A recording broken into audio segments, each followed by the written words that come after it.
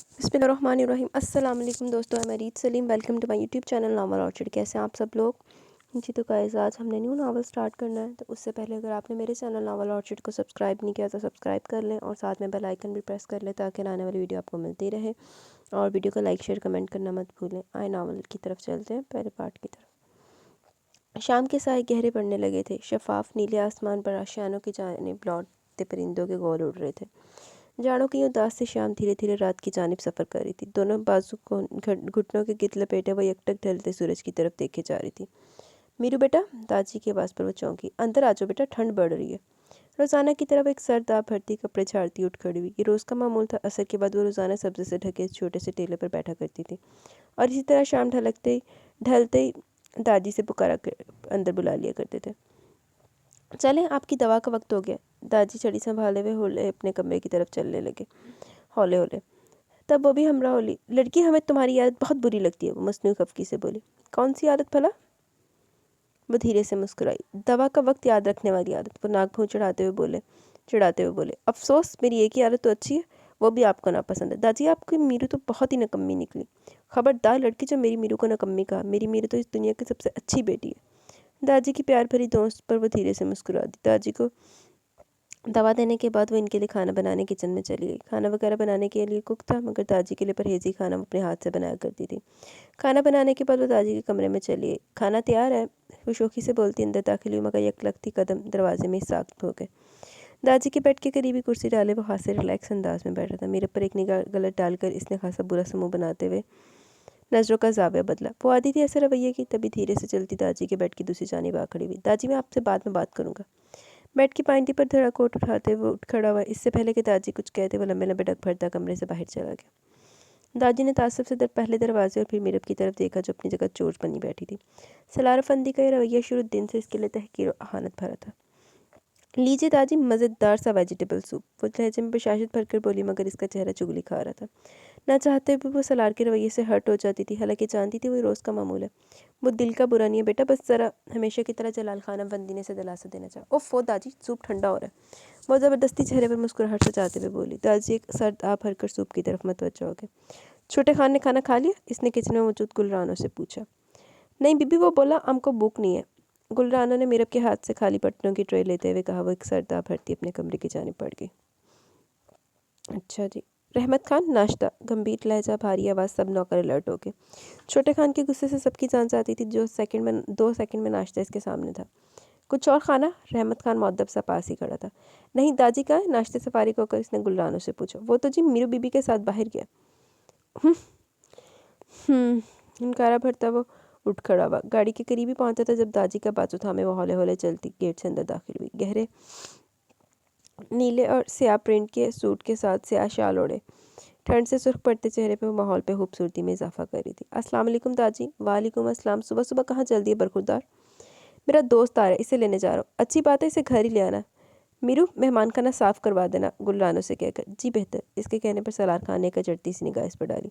दादी, आपको कितनी बार कहा इतने सर्द मौसम में बाहर ना जाया करे। जिन्हें शौक है वो खुद जाया करे। तन से लहजे में कहता और बेहद खुद गर्ज लगा। मीरब चुपचाप वहाँ से चली गई। सलार, क्यों करते हो ऐसा? मैंने ज़िद की थी बाहर जाने की, वो तो इनकार करी थी। गुस्ताखी माफ़ दादी, आप हमेशा से इसकी बातों पर पर्दा डालने की कोशिश करते हैं। वो गलत नहीं है, पर्दा हमेशा गलतियों पर डाला जाता है। सलार खान। जलाल खान दबे दबे जोश से हुए। आइए, मैं आपको अंदर तक छोड़ दूँ, वो नरम से लहजे में कहता इनका बाजू थामने लगा। अब इन बूढ़ी हड्डियों में इतनी ताकत है कि चंद फरलांग का फासला अपने कदमों पर तय कर सकूं।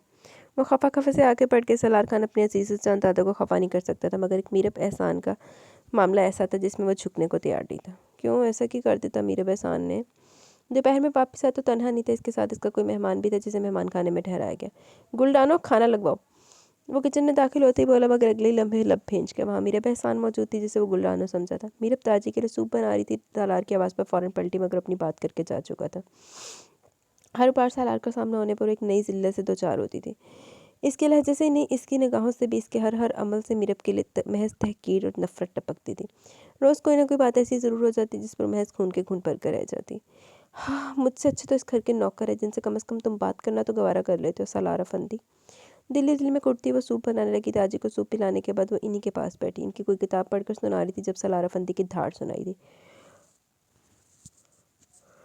वो गुलराना पर बरस रहा था। आधे घंटे से ज़्यादा हो गया था, अभी तक खाने नहीं लगा था। सलार और इसका दोस्त खाने लगने के इंतज़ार करते। जब मैं कह कर गया था कि खाना लगवाओ तो अभी तक खाना क्यों नहीं लगवाया।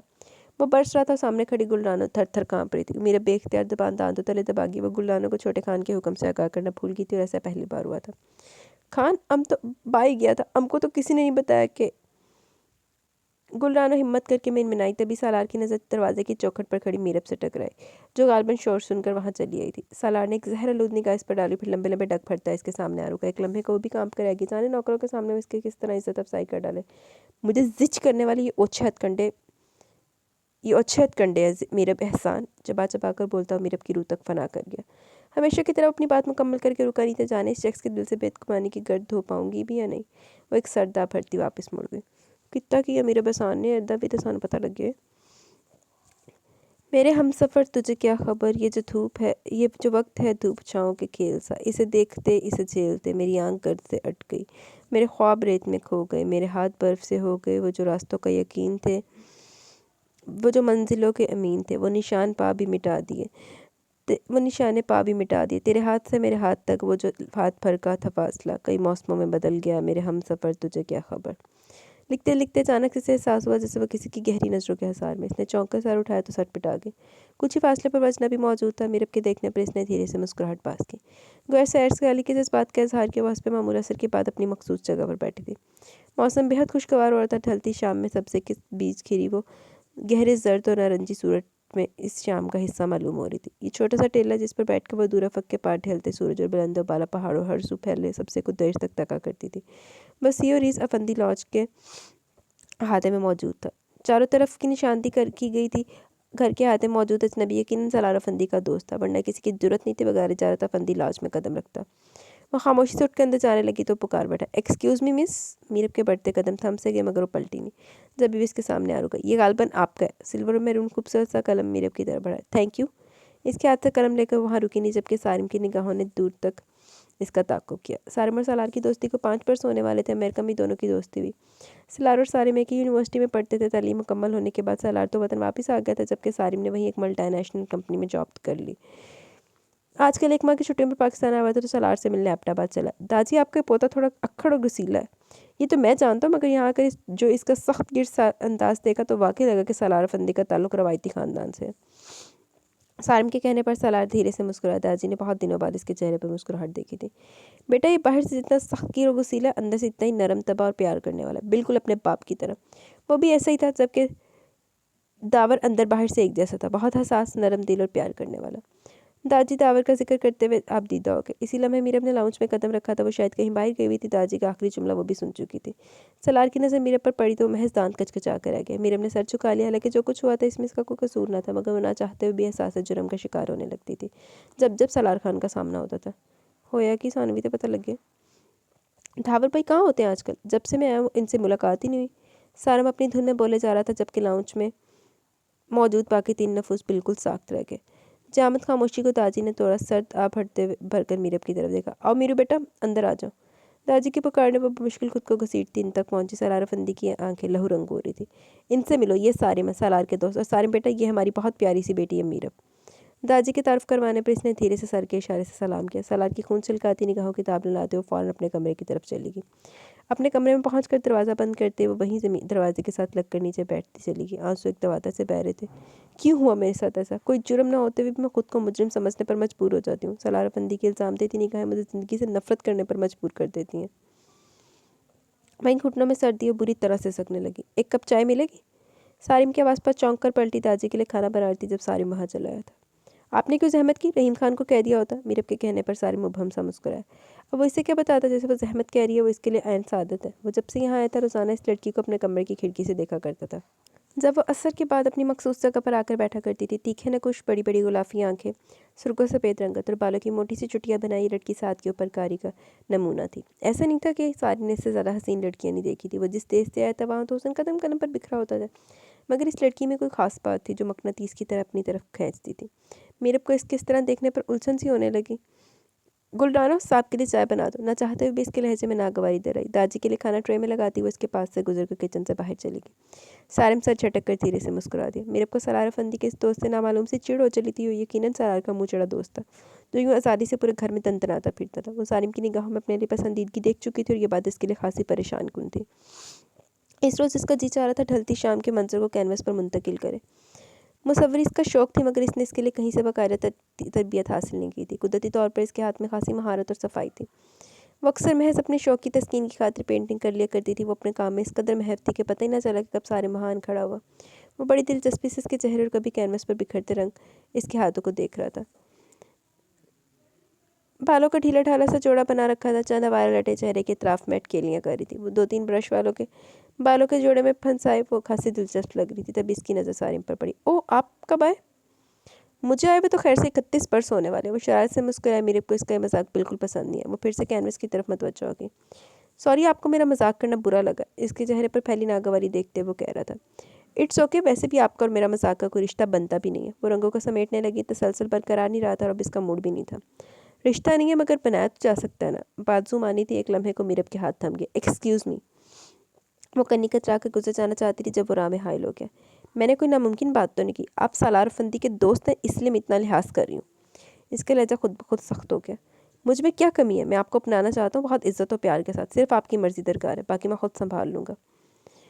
सारिम का लहजा ठोस था। यकीनन मुसम्मा में इरादा कर चुका था। एक लम्हे को तो मेरे बहसान गूंग सी खड़ी रहेगी। फिर आपकी खामोशी को मैं क्या समझूं? वो मुसर था। देखिए आप, वो बहुत कुछ कहना चाहती थी मगर जाने के अल्फाज हलक में अटक कर रह गए। मैं आज शाम को या कल सुबह वापस चला जाऊँगा, मगर जाने से पहले आपकी राय जानना मेरे लिए बेहद ज़रूरी है। मैं शादी नहीं करना चाहती और ना ही ऐसा मुमकिन है। इसका लहजा गुलूकीर हो गया। शादी नामुमकिन कैसे हो सकती है? शादी नहीं करना चाहती या मुझसे शादी करने पर एतराज़ है? वह सरापा सवाल बना खड़ा था, जबकि मीरब को लग रहा था जैसे हमारे ज़बत के इसकी कनपटियाँ फट जाएंगी। क्या जानते आप मेरे बारे में? वो अजीब से अंदाज में से देखने लगी। यही कि आप सालार की कज़न है, माशाल्लाह तलीम याफ़्ता, और मैं दावर अफंदी की बेवा हूँ। यकलख्त इसके बोलने पर सारिम की आवाज़ को ब्रेक लग गई। ये इंकशाफ इसके लिए बेहद हैरत अंगेज़ था। दावर खान की बेवा? तो कि दावर इस दुनिया में नहीं रहा? और सलार ने इसे बताया तक नहीं। और दावर ने शादी कब की? सलार को अमेरिका से आए हुए चंद माह हुए थे। चंद माह पहले तक तो ऐसी कोई खबर इसके इल्म में नहीं थी। वो ये लर्जा खेस इंकशाफ करने के बाद वहाँ रुकी नहीं, जबकि सारिम काफ़ी देर गुमसुम सा वहाँ खड़ा रहा। अनजाने में सही सारिम इसके ऐसे ज़ख्मों को छेड़ बैठा था जिन पर गुजरते वक्त ने बड़ी मुश्किल से मरहम रखा था। सरे शाम में अपने कमरे में बंद होगी। दादी से तबीयत की खराबी का बहाना करके वो अपने कमरे में मुकीद हो गई। रात धीरे धीरे बीत रही थी। वो सुलगती हुई मोमबत्ती की तरह कतरा कतरा पिघल रही थी। माजी की तकलीफदेह यादें इसके पोर पोर को ज़ख्मी किए दे रही थी। वो चाहकर भी नज़ियत भरी यादों को अपनी याददाश्त से मिटा नहीं पाती थी। मिटाना चाहती भी तो सलार अफंदी का लहजा, इसकी इल्ज़ाम देती निगाहें इसे कुछ भी भूलने नहीं देता था। शफ़ात शाह, अच्छा बात शुरू होने लगा। शफ़ात शाह का ताल्लुक़ एक बासर जागीरदार ख़ानदान से था। इनके 3 बेटे थे। सबसे बड़े सुभान शाह, फिर फैज़ान शाह और एहसान शाह। शफ़ात शाह रवायती वडेरों की तरह बेहद सख्तगीर और गरीबों को अपनी राय समझने वाले इंसान थे। इंसान इनकी नज़रों में महज ज़मीन पर रेंगने वाले कीड़ों के बराबर थे। सुभान शाह और फैज़ान शाह हूबहू बाप की कॉपी थे। एहसान शाह बाहर से पढ़ कर आए थे, इसलिए इनकी शख्सियत में इस दर्जा करख्तगी ना थी। गरीबों का दर्द किसी हद तक इनमें मौजूद था। इनकी यही खूबी शफ़ात शाह और दोनों भाइयों की नज़र में बुरी तरह खटकती थी। सबसे छोटे होने की बिना पर एहसान शाह को लाडले और ज़िद्दी भी वाक़या हुए थे। माँ की तो जैसे जान बंद थी। इनमें सुभान शाह की शादी खालाजाद शहरबानों से हुई थी। शहरबानो हद से ज़्यादा नकचड़ी और अक्खड़ मजाज खातून थी। हाकमियत इनकी फितरत में रच बस गई थी। फैज़ान शाह की बीवी शहरबानो की छोटी बहन मेहरबानो थी, मगर पहले बच्चे की पैदाइश के बाद वो जानबर ना हो सकी। फैज़ान शाह को मेहरबानो से मोहब्बत थी, जब भी हरदम इनकी याद में अफसोता दिखाई देते। माँ बाप तो बेटे की तरफ से परेशान थे। इसने तो अपने बेटे को भी नज़र भर कर नहीं देखा था। इन्हीं दिनों शफ़ात शाह ने इन्हें तब्दीली आबो हवा के लिए शुमाली इलाकाजात की तरफ भेज दिया। 2 माह बाद जब वो वापस आए तो तनहा नहीं थे। ज़रमीना इनके हमरा थी, जिनसे वो बाकायदा निकाह कर चुके थे।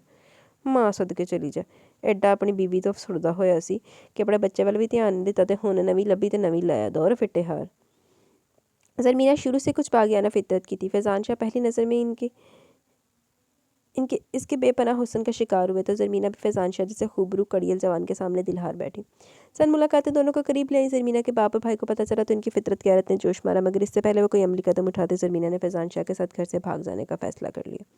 ज़रमीना के घर वालों ने इन दोनों को बथेरा तलाश किया, मगर वो लोग इनकी दस्तरस से दूर जा चुके थे। बेटी की खुशी को देखते हुए शफ़ात शाह और बाकी घर वालों ने मारे बांधे ज़रमीना को बहू तस्लीम तो कर लिया, मगर इन्हें भी वो मुकाम न मिल सका जो शहरबानो या मेहरबानो का था। शहरबानो अक्सर बातों बातों में ये जताना हरगिज़ न भूलती कि ज़रमीना घर से भाग कर आई थी। रफ्ता रफ्ता फैज़ान शाह की आंखों पर बंधी मोहब्बत की पट्टी उतरने लगी। वो शहरबानो की हर बात पर आमनन सदकन कहने की आदत थे।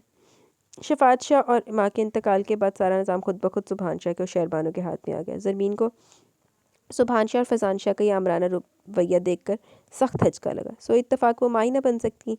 मेहरबानों के बेटे को सगी औलाद की तरह पाला। शहरबानों के 3 बेटे थे जिस पर वह इतराया करती थी। एहसान शाह ने भी बड़े भाई की देखा देखी अपनी क्लास फेलो सुमेरा से शादी करने का फैसला किया। सुमेरा का ताल्लुक मुतवसत तबके से था। बाप सरकारी इदारे में ग्रेड 16 का अफसर था। सुबहानशाह और शहरबानों ने साफ इनकार कर दिया कि अपने मयार से कमतर लोगों के यहाँ रिश्ता लेकर नहीं जाएंगे। फैजान शाह तो वैसे भी हर बात में बड़े भाई का साथ दिया करते थे। एहसान शाह भी जिद के पक्के निकले। भाई को जायदाद से बेदखल करने की धमकी भी कारगर साबित न हुई कि शफात शाह अपनी ज़िंदगी में जायदाद के 3 हिस्से करके तीनों बेटों के नाम कर चुके थे। मजबूरन सुबहान शाह को एहसान शाह की बात मानना पड़ी, मगर निकाह बेहद सादगी से अंजाम पाया और यूँ सुमेरा दुल्हन बनकर हवेली आ गई। ज़मीना सिंह की गाड़ी चलने लगी जिस पर शहरबानों को खासा एतराज़ था। सुमेरा ने शादी के 3 बरस बाद बेहद प्यारी सी बेटी को जन्म दिया। ज़मीना की ख्वाहिश पर इसका नाम मीरब रखा गया। मीरब बेहद प्यारी बच्ची थी। जहानत से चमकती आंखें इसकी खूबसूरती को मज़ीद निखार देती थी। माँ से ज़्यादा वह ज़रमीना के करीब थी। मेहरबानों का बेटा शहरबानों की वजह से कभी ज़रमीना के करीब ही ना आ सका। इसके जहन में बचपन से शहरबानों ये बात बिठा दी थी कि ज़रमीना इसकी सौतेली माँ जो कभी इसके साथ मुखलिस नहीं हो सकती। ज़रमीना मीरब को प्यार करके अपनी प्यासी ममता की सैराब करने की कोशिश करती थी। मीरब को भी छोटी ताई से बेहद लगाव था। एहसान शाह सुमेरा मीरब के मामले में बेहद हसास थे। मीरब के बाद सुमेरा ने एक के बाद दीगरे 2 बेटों को जन्म दिया, मगर दोनों बचपन में फौत हो गए। इसके बाद सुमेरा कभी दोबारा माँ ही न बन सकी। मीरब को पढ़ने लिखने का शौक था। एहसान शाह भी बेटी को आला तालीम दिलवाना चाहते थे। इस मकसद के लिए इन्होंने शहर में शिफ्ट होने का इरादा कर लिया। सुबहान शाह फैजान शाह ने एहसान शाह के इस फैसले पर सख्त एतराज़ किया।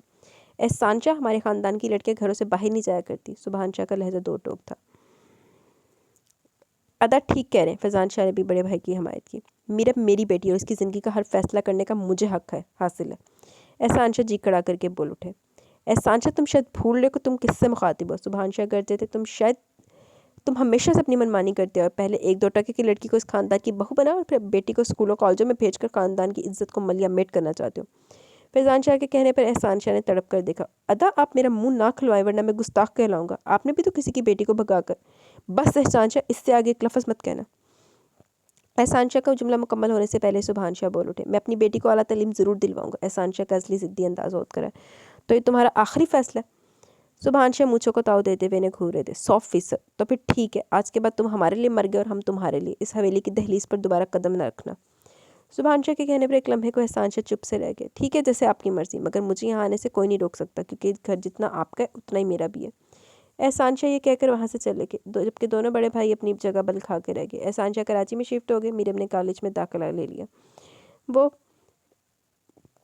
शहर आकर बहुत खुश थी। एहसान शाह साल में 2-3 बार गांव का चक्कर ज़रूर लगाते थे। अपनी ज़मीनों वगैरह का हिसाब इन्होंने अपने हाथ में ले लिया था। मीरब अंग्रेजी अदब में मास्टर्स कर रही थी। इस रोज़ वो ड्राइवर के इंतज़ार में खड़ी थी जब सियाह होंडा सिविक इसके करीब आकर रुकी। आओ, मैं तुम्हें घर छोड़ देता हूँ। इस कदर बेतकल्लुफ़ लहजे और अंदाज पर वह हैरान हुई थी। वो शख्स इसके लिए कतई अजनबी था। मीरब रुख मोड़ कर ज़रा दूर हो गई। इसकी मतलाशी निगाहें जामा के गेट से दाखिल होती गाड़ियों पर थी। वो अक्सर खुद ड्राइव किया करती थी, मगर जाने किस खदशे के तहत बाबाजान इसे अकेले कहीं भी आने जाने से मना करते थे। कम ऑन, मैं कोई गैर तो नहीं है जो तुम इस तरह बिहेव कर रही हो। वो गाड़ी से उतर कर इसके मुकाबले आन खड़ा हुआ। आपकी तारीफ़? मीरब ने तिवरा कर पूछा था। वो तो सारा ज़माना करता। घनी मूँछों को उंगली से संवारते हुए बोला। मीरब को इसकी नज़रों से उलझन सी होने लगी। शट अप मिस्टर, मैं वैसी लड़की नहीं हूँ जैसी आप मुझे समझ रहे हैं। जाइए कहीं और ट्राई कीजिए। शट अप मिस्टर, मैं वैसी लड़की नहीं जैसी आप मुझे समझ रहे हैं। चाहिए कहीं और ट्राई कीजिए। दिल ही दिल में ड्राइवर के जल्दी आने की दुआ करते हुए वो इस शख्स से सख्त उलझन महसूस कर रही थी। जवाब में इसने ज़ोरदार कहकर लगाया। आपके ख्याल में कैसी लड़की हैं आप? वो महसूस हुआ था। तभी मीरब को दूर से आती गाड़ी दिखाई दी तो फ़ौरन आगे बढ़ गई। कहाँ मर गए थे? इतनी देर से इंतज़ार कर रही थी। इस शख्स का गुस्सा बेचारे ड्राइवर पर उतारा था। सारा रास्ता इसी खोलन में गुजरा। हेलो, कैसी हैं आप? सफ़ेद कलफ लगे कड़कड़ाते कुर्ता शलवार में मलबूस वो इसके सामने था। मीरब का हलक तक कड़वा हो गया। जाने कौन था यूँ हाथ धोकर इसके पीछे पड़ गया था। वो जहाँ जाती वहाँ मौजूद होता। यूनिवर्सिटी में ज़्यादा ना घूमना फिरना मीरब के लिए दोबर हो गया था। आप आखिर चाहते क्या? वो ज़िद होकर बोली। आपसे दोस्ती। गहरी मखमूर निगाहें मीरब के सभी चेहरे पर टिकी थी। आपका दिमाग तो दुरुस्त है? वो तकरीबन गुर्राई थी। दोस्ती करना गलत बात तो नहीं, मगर मुझे आप जैसों से दोस्ती करना हरगिज़ पसंद नहीं। वो चबा चबा कर बोलती आगे बढ़ने लगी तो वो राह में हाइल हो गया। मुझ जैसे से क्या मुराद है तुम्हारी? आप फजूल में अपना और मेरा वक्त ज़ाया कर रहे हैं। तुम्हें एतराज़ किस बात पर है? दोस्ती पर या मुझसे दोस्ती पर? पसंदीदा लहजे में गोया हुआ। दोनों बातों पर वो तनक कर बोली। और अगर मैं कहूँ मुझे तुमसे मोहब्बत हो गई तो? इसकी बात पर एक लम्हे को वो चुप सी रह गई। बिल्कुल अनजान और अजनबी सा शख्स जो खौमखा इसके पीछे पड़ गया था। अब नया शोशा छोड़ दिया था मोहब्बत का। मीरब का हलक तक कड़वा होने लगा। ये शख्स जो बज़ाहिर देखने में तो अच्छा खासा शक्ल था, मगर इसका अंदाज़, लबो लहजा और मतज़ाद बेतकल्फ़ी ने मीरब को इससे सख्त का बेदखातर कर दिया। कहाँ खो गई मोहतरमा? इसने चुटकी बजाने पर वह चौंकी, फिर एक तेज़ नज़र इस पर डाली। मैं यहाँ पढ़ने आती हूँ, अपने लिए मोहब्बतें तलाश करने नहीं। ना खुद से कहती, वह तेज़ी से आगे बढ़ गई। अपने लिए दिए रहने वाली तबीयत की वजह से इसने किसी से भी खास दोस्तियाँ नहीं की पाली थी। एहसान शाह को बेटी की आला तालीम दिलवाने का शौक़ ज़रूर था, मगर अपने ख़ानदान की रवायत और हदूद व क़यूद भी इसे अच्छी तरह बावर करवा दी थी। इस शख्स की वजह से वो आजकल खासी परेशान थी। यूनिवर्सिटी में इसका यूँ आगे पीछे फिरना, रास्ता रोकना बहुत से अफसानों को जन्म दे सकता था, और वह कम अज़ कम अपनी नेक नामी पर हरफ नहीं आने देना चाहती थी। और अगर बाबा साईं को इस सारे मामले की भनक भी पड़ गई तो क्या होगा? इनका एतमाद और मोहब्बत ही तो थी जिसकी बिना पर अपने सारे ख़ानदान से कट कर बैठे थे। इसने सोच लिया था अगर चंद रोज़ तक यही सिलसिला रहा तो बाबा साईं से खुलकर बात करेगी, मगर ऐसी नौबत ही ना आई। अगले चंद दिन हैरत अंगेज़ तौर पर सुकून से गुजर गए। होगा कोई बिगड़ा रईसज़ादा जो चंद दिन के लिए दिल बहलाने यूनिवर्सिटी चला है, मगर इसकी खाम ख्याली थी चौथे दिन वो फिर से मौजूद है। कैसी हो? डार्क ग्लासेस की अकब से झांकती वारफ्ता निगाहें मीरब के दिलकश चेहरे पर जमी थी। आप? इसे यूँ अचानक अपने सामने देखकर बौखला गई। मुझे देखकर इतनी हैरान क्यों हो रही हो? वो इसकी कैफियत से महसूस हो रहा था। तुमने सोचा होगा मैं किसी हादसे का शिकार हो गया होगा। मीरब एहसान, इतनी आसानी से मैं तुम्हारा पीछे छोड़ने वाला नहीं हूँ। तुम आखिर क्यों मेरे पीछे पड़ गए हो? न चाहते हुए भी इसके लहजे में बेबसी दर आई। इतनी बेबसी? मुझे ख्वामखा तुम पर तरस आने लगा। भाड़ में जाओ तुम। वो गुस्से से पैर पटकती आगे बढ़ने लगी तो वह राह में हाइल हो गया। मैं तुमसे शादी करना चाहता हूँ। इसकी बात पर मीरब को एक और धचका लगा। अजीब शख्स था, न जान न पहचान, ख्वामखा कंबल हुआ जा रहा था। पहले मोहब्बत, अब शादी की पेशकश। वो सचमुच चकरा कर रह गई। मुझे हर सूरत तुम्हारा जवाब हाँ में चाहिए। बहुत जल्द तुम्हारे वालिद बुजुर्गवार से भी मिलूंगा। मीरब के इर्द गिर्द धमाके से होने लगे। वो इसकी नज़रों के सामने अपनी गाड़ी में बैठकर जा चुका था। वह साक्षी वहीं खड़ी रह गई। केड़ा है अड्डा फ्री हो जाता। अगले चंद रोज़ अजीब सी कश्मकश में गुजर गए थे। वो सख्त परेशान थी। आखिर इसने सब कुछ माँ को बताने का फ़ैसला किया। वो 2 दिन से यूनिवर्सिटी भी नहीं जा रही थी। हर आहट पर वो चौंक जाती, डोरबेल बजने या किसी की अजनबी की आमद की इत्तला पर सहम सी जाती। इस टेंशन से बचने का वाहद हल यही निकला कि वो सब कुछ मामा को बता देती। वो नीचे आई तो मामा बाबा साईं दोनों लाउंज में मौजूद थे। दचका तो तब लगा जब इसकी नज़र वहाँ मौजूद तीसरे फ़र्द पर पड़ी। इसका दिल डूबने लगा। मेरे बाबू बेटा, रुक क्यों गई? बाबा साईं की आवाज़ पर मरे मरे कदम उठाती वहाँ तक पहुँची। यहाँ बैठो मेरे पास। बाबा साईं ने अपने करीब सोफे पर इसके लिए जगह बनाई। मीरब ने ज़रा की ज़रा नज़र उठाकर देखा। इसके लबों पर बड़ी शातराना सी मुस्कुराहट थी। इनसे मिलो, ये मेहरान शाह, तुम्हारे बड़े तायब जान का मंझला बेटा। बाबा साईं की तारीफ करवाने पर मीरब ने झटके से झुका हुआ सर उठाया। ये भी तुम्हारी यूनिवर्सिटी में पढ़ता है? मीरब ने देखा इसके लबों पर एक खास तबस्सुम था। Excuse me. वो एक झटके से उठकर चली गई। इसे क्या हुआ? एहसान शाह हैरान हुए। शायद इसकी तबीयत ठीक नहीं, मैं देखती हूँ। समारा अपनी शाल संभालती उठकर अंदर चली। क्या हुआ मीरब? ये क्या हरकत की तुमने? मम्मा, ये लफंगा हमारे घर क्यों है? वो सख्त तैश में थी। कौन लफंगा? मेहरान शाह? मगर तुम कैसे जानती हो इसे? मैं आपको यही बताने आ रही थी, मगर मुझे नहीं पता वो पहले से वहाँ मौजूद होगा। मीरब आखिर बात क्या, खुलकर बताओ। और तब मीरब ने एक एक बात समारा बेगम को बता दी। ये सब सुनकर वो भी कुछ मुतफक्कर सी नजर आने लगी। मामा, बाबा साईं से कहें जल्द से जल्द इस शख्स को यहाँ से चलता करें। कैसे कह दूँ? तुम्हारे बाबा का भतीजा वो, इतने अरसे बाद खानदान का कोई फ़र्द इनसे मिलने, इनकी खुशी का तो कोई ठिकाना नहीं है। इतने बरसों बाद इन लोगों को हमारी याद कैसे आई? हो सकता है यूँ ही मिलने चले आए। समारा बेगम ने कयास रही की। और वो शादी के ऑफ़र, अगर इसने बाबा साईं से कुछ कह दिया तो? अल्लाह मालिक है, तुम परेशान ना हो। वो इसका गाल थपथपाती वो उठकर बाहर चली गई। चाचा साईं, बाबा साईं आपसे बहुत प्यार करते हैं और इस बात का सबूत मेरी यहाँ मौजूद है। अदा साईं हमेशा से सख्त की रहे हैं, हूबहू बाबा साईं की कॉपी। अदा फैज़ान कैसे हैं? इनका बेटा भी तो अब काफ़ी बड़ा हो गया होगा। एहसान शाह के लहजे में अनदेखी सी प्यास थी। अपनों की मोहब्बत रगों में लहू की तरह दौड़ रही थी। फैज़ान चाचा का बेटा पढ़ने के लिए इंग्लैंड गया हुआ है। मुझसे बड़े अदा कामरान की शादी बड़े मामू की बेटी फ़ेरोज़ा से हुई है, और मुझसे छोटा अदनान भी पढ़ने के लिए इंग्लैंड गया हुआ है। हसीब और अदनान इकट्ठे पढ़ते हैं। मेहरान ने खासा मुफस्सल जवाब दिया। तुम यहाँ रह कहाँ रहे हो? फिलहाल तो यूनिवर्सिटी के हॉस्टल में, कुछ दिनों में अपना फ्लैट लेने का इरादा है। कैसी गैरत सी बात करते हो? ये कैसे हो सकता है कि चचा घर होते हुए तुम हॉस्टल में धक्के खाओ? एहसान शाह ने प्यार भरी धौंस से कहा तो मेहरान हंस दिया। ये तो आपकी मोहब्बत है चाचा साईं, मैं यहाँ आता जाता रहूँगा। अदा साईं खफा होंगे तुम्हारे यहाँ रहने पर? मैं फ़िलहाल कहीं कुछ कह नहीं सकता। बाबा साईं के मसाज को तो आप मुझसे बेहतर जानते हैं। ठीक है। एहसान शाह ने गहरी सांस ली। मैं अब चलता हूँ। मेहरान शाह ने जाने की इजाज़त चाहिए। अरे ऐसे कैसे? खाना खाए बगैर तुम यहाँ से नहीं जा सकते। भाई बेगम, खाना वगैरह लगवाइए और मीरब को भी बुलवाइए। एहसान शाह कब से खामोश बैठी सुमेरा बेगम की तरफ मतवज्जो है। मैं खाना लगवाती हूँ, मेरे ब्रेस्ट करिए, उसकी तबीयत अच्छी नहीं है। सुमेरा बेगम उठकर किचन की जानिब चल दी। आओ मैं तुम्हें ड्रॉप कर देता हूँ। वो ड्राइवर के इंतज़ार में खड़ी थी जब मेहरान शाह की गाड़ी इसके करीब आकर रुकी। वो सर झटक कर दूसरी तरफ देखने लगी। कम मौन मीरब, मैं कोई गैर तो नहीं, तुम्हारा सगा तायाजाद हूँ। इसका अंदाज मसाले आना था। ड्राइवर आने वाला होगा। वो बमुश्किल लहजे की तलखी छुपा पाई। ख्वाम खा नखरे मत करो, क्योंकि जबकि तुम जानते हो हम कज़न्स हैं। मेहरान के शाह का लहजा झंझलाया हुआ सा था। इर्द गिर्द के लोग मतवज्जा होने लगे तो वो चुपचाप गाड़ी में बैठ गई। मुझे सब पसंद नहीं, आइंदा एहतियात कीजिएगा। बैठते इसने सर्द से लहजे में कहा। मुझे तो पसंद है ना। मेहरान शाह का लहजा जिद करने वाला था। मैं आपकी पसंद नापसंद की पाबंद नहीं हूँ। वो नाक चढ़ाकर बोली। नहीं हो तो हम पाबंद कर लेंगे, ऐसी भी क्या जल्दी है स्वीट हार्ट। वो मुस्कुराया तो इसके अंदाज़ उतर हाथों पर मीरब जी जान से जल कर रह गई। थोड़ी दूर जाकर गाड़ी रुक गई। मीरब ने देखा वो एक शानदार से रेस्टोरेंट का पार्किंग लॉट है। गाड़ी यहाँ क्यों रोकी है? हम यहाँ लंच करेंगे। मुझे कोई लंच वंच नहीं करना, गाड़ी वापस मोड़े। मगर मुझे बहुत सख्त भूख लगी। कम मौन, जिद मत करो, चलो आओ। शाबाश। वो चमकार कर बोला तो मीरब से जिद करना मुश्किल हो गया। आपको लंच करना तो शौक से कीजिए, मैं घर चली जाऊंगी। वो गाड़ी से निकलकर सड़क की तरफ बढ़ी तो वो इसके सामने आ गया। बड़ा गुस्सा और अकड़ है मोहतरमा, आखिर किस बात का गरूर है तुम्हें? वो तीखी नज़रों से जांचते हुए बोला। मुझे इतनी बेतकल्फ़ी पसंद नहीं, और ये जो आप मुझ पर मेरे तायज़ाद होने का रोब जमा रहे हैं ना, इस पर कोई ख़ास असर नहीं होने वाला। सारी ज़िंदगी मेरे बाबा को ख़ानदान से अलग करके रखा और अब चले आए रिश्तेदारियाँ निभाने। आप बाबा के भतीजे ज़रूर हैं मगर मेरे कुछ नहीं। मुझे वो सख्ती से आगे बढ़ी और सामने से आती टैक्सी को हाथ देकर रोका। मेहरानशाह महज दांत पीस कर रह गया। चंगी भली ज़िंदगी चल रही सी, आ गया फसाद पाने वास्ते। मामा ये कैसे हो सकता है? वो शौक की कैफियत में रह गई।